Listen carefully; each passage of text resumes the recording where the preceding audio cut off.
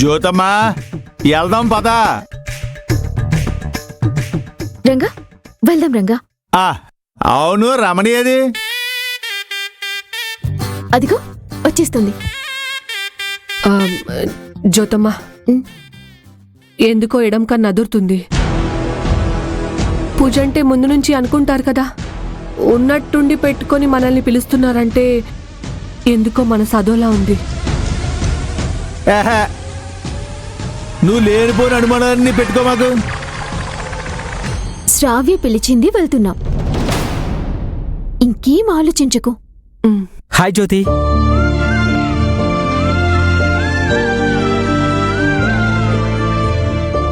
చరణ్ బాబు, చెప్పా పెట్టకుండా ఉన్నట్టుండి ఇట్టా వచ్చారేంటి? నాకు కాబోయే మామగారింటికి చెప్పకుండా రాకూడదా? ఎందుకు రాకూడదు బాబు, నువ్వు ఎప్పుడైనా రావచ్చు. యారా రత్నం, నీకు ఎప్పుడేం మాట్లాడాలో తెలీదా? బాబు నువ్వు కూర్చో. రామణే నువ్వు వెళ్ళి చరణ్ బాబు టీ పట్టరా. నాకిప్పుడే వద్దతయ్యా. జ్యోతి గారు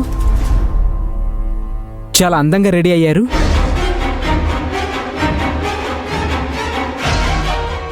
ఎక్కడికైనా వెళ్తున్నావా?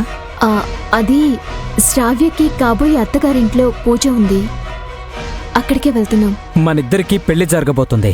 నీ పాటికి నువ్వు నిర్ణయాలు తీసుకుంటావా?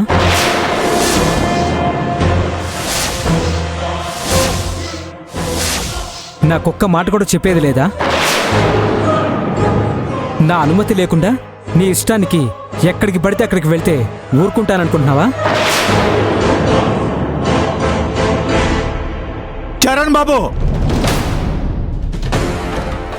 జోక్ మావయ్య, జోక్ చేశానంతే. జ్యోతిని వినంటే మీరు అస్సలు ఊరుకోరని బస్తీలో అందరూ అనుకుంటారు. అందుకే సరదాగా ఆట పట్టిద్దామని అలా సీరియస్ అయ్యాను. నేను నిజమే అనుకుని చాలా భయపడిపోయాను బాబు. నీకు జోకులేయడం సరిగా రాదు బాబు.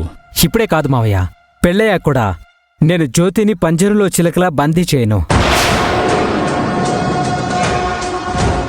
భర్త అనే అధికారంతో కట్టడి చేయను.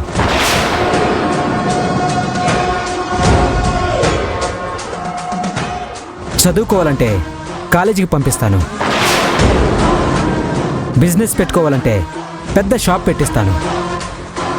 Boutique, dance class, language tuitions, anything.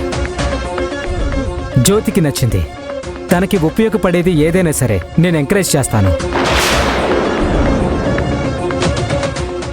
One more important thing, తన సంపాదన మీకోసం దాచిపెట్టాలని చెప్పింది. సో తన డబ్బు ఒక్క రూపాయి కూడా నేను ముట్టుకోను. మీలాంటి భర్త దొరకడం మా జ్యోతమ్మ అదృష్టం బాబు. నోనో, బంగారం లాంటి జ్యోతి నా భార్యగా రావడం నా అదృష్టం.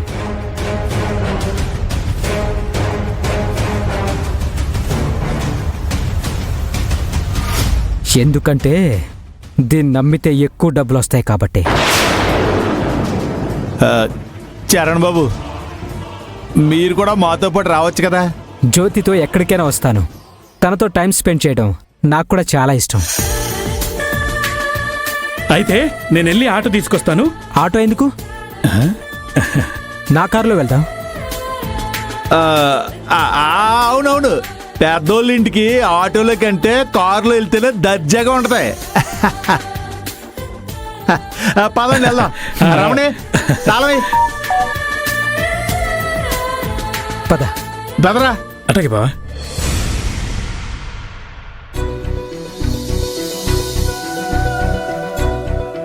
అక్క నేను రెడీ. శృతి, ఈ డ్రెస్ లో నేను ఎలా ఉన్నాను? ఈ డ్రెస్ లో ఏంజల్లా ఉన్నా అక్క. రాజీవ్ కి నచ్చుతుందంటవా? రాజీవ్ కళ్ళు సరిగ్గా కనబడితే ఏంజల్లాగే కనిపిస్తావు. నిన్న అసలు నేను రెడీ.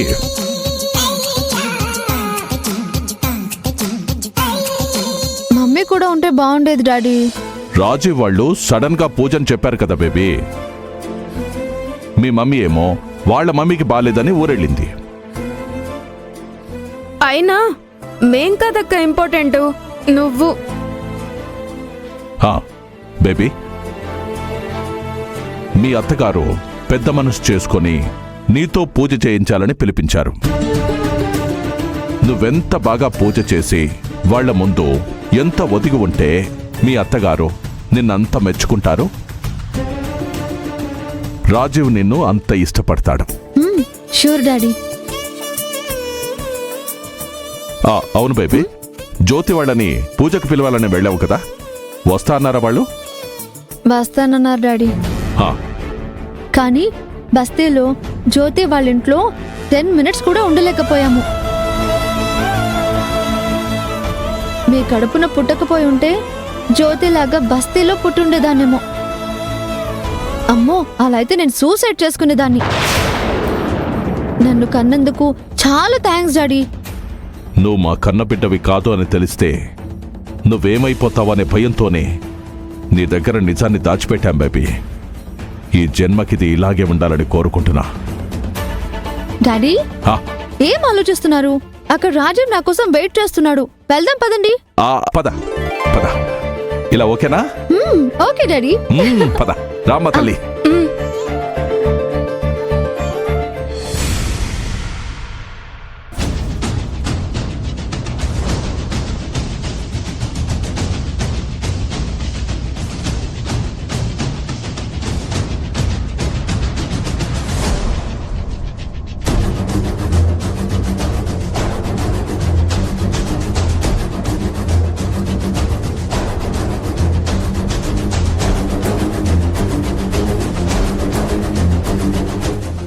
అసలు ఎవరు నువ్వు? ఎందుకు మీ బొమ్మల కోసం లక్షలు ఖర్చు పెడుతున్నారు? ఎవరైతే నాకేంటి, నాకు మాత్రం లక్షలు తెచ్చిపెట్టే నా అదృష్ట దేవతవి. మీ అక్క ఫోటో ముందు తీసుకెళ్ళారు, నీ బొమ్మని ఇంకెవరో అమ్మాయి తీసుకెళ్ళింది. ఒకవేళ మీ అక్కేనా? ఏమో, అయ్యుండొచ్చు. ఇప్పుడు నువ్వు ఎలా ఉన్నావో అచ్చుగుద్దినట్టు అలాగే తీస్తా. కరెక్ట్గా గంటలో పని ఫినిష్ చేసి నీ బొమ్మ కోసం 5 లక్షలు డిమాండ్ చేస్తా. ఫారెన్ మందు కూడా డిమాండ్ చేస్తా.